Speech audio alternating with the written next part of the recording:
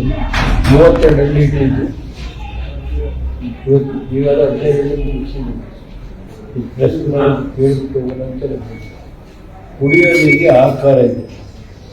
ಅದೆಲ್ಲ ಜಿಲ್ಲಾಧಿಕಾರಿಗಳು, ಜಿಲ್ಲಾ ಪಂಚಾಯತಿ ಚೀಫ್ ಸೆಕ್ರೆಟರಿಗಳು ಏನು 25 ಲಕ್ಷ ಶಾಸಕರಿಗೆ ಕೊಟ್ಟಿದ್ದಾರೆ, ಅದನ್ನು ಕೂಡಲೇ ಬಿಡುಗಡೆ ಮಾಡಿ ಬೋರ್ವೆಲ್ ಬೇಕು, ಪೈಪ್ ಲೈನು, ಆ ಪಿ ಡಿ ಒಗಳು ಕರೆಸಿ, ಪಂಚಾಯತಿ ಸೆಕ್ರೆಟರಿಗಳು ಕರೆಸಿ ಕೂಡಲೇ ಕುಡಿಯೋ ನೀರು ಎಷ್ಟಾಗೋದು. ಆಚೆ ಏನಾದ್ರು ಕೆಲಸ ಆಗ್ಬಿಟ್ಟು ಈಗ ಕೆಲಸ ಯಾವಾಗ ತಗೊಳಕ್ಕಿಲ್ಲ, ಕುಂಡಿ ಮುಚ್ಚಕ್ಕೂ ಆಗ್ತಿಲ್ಲ ಅಂತ ಹೇಳ್ತಾರೆ. ಅಟ್ಲೀಸ್ಟ್ ಕುಡಿಯೋ ನೀರು ಕಾಣಕ್ಕೋದು. ಈಗ ರೈತರು ಸುಮಾರು ಬೆಳೆ ನಷ್ಟ ಐತೆ, ಅದಕ್ಕೂ ದುಡ್ಡು ಕೊಟ್ಟಿಲ್ಲ. 2,000 ರೂಪಾಯಿ ಕೊಡ್ತೀವಿ, ಅದು ಸರಿಗೆ ಕೊಟ್ಟಿಲ್ಲ. ಅದೇನಾದ್ರು ಆಗ್ಬಿಟ್ಟು ಕುಡಿಯೋಕೆ ಅಟ್ಲೀಸ್ಟ್ ನೀರು ಕೊಡಬಾರ್ದು ಜನಕ್ಕೆ.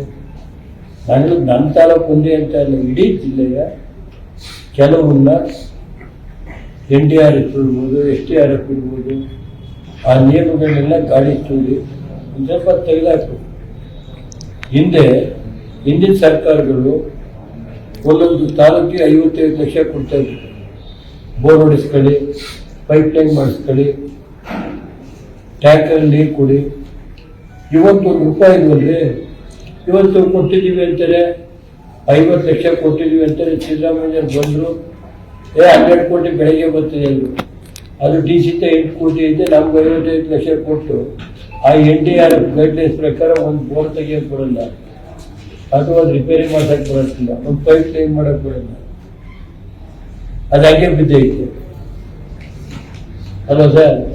ಅಟ್ಲೀಸ್ಟ್ ಓದಾ ಬೆಳೆ ಪರಿಹಾರ ಆಗ್ಬಿಟ್ಟು ಅಲ್ಲಿದೆ ಅಂತ ಗ್ಯಾರಂಟಿಗೋಸ್ಕರ ಈ ಕುಡಿಯೋ ಕಾಲ ನೀರು ಕುಡಿ ಅಂತ ಒತ್ತಾಯ ಮಾಡ್ತೀನಿ. ನಾನು DCಗೂ ಬೆಳಗ್ಗೆ ಮಾತಾಡ್ತೀನಿ.